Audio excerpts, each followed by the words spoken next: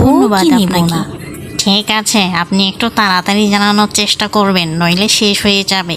ছাগলছানা বুঝতে পেরেছিল এইটা একটা প্রতারকের কাজ, তাই সে দেরি না করে সকালবেলা উঠে পুলিশের কাছে চলে গেল বিচার দিতে।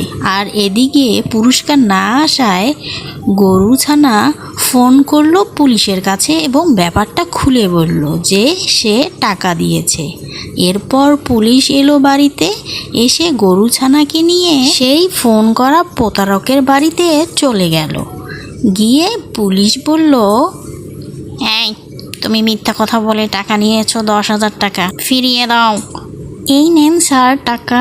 হ্যাঁ, আমার এগুলো টাকা।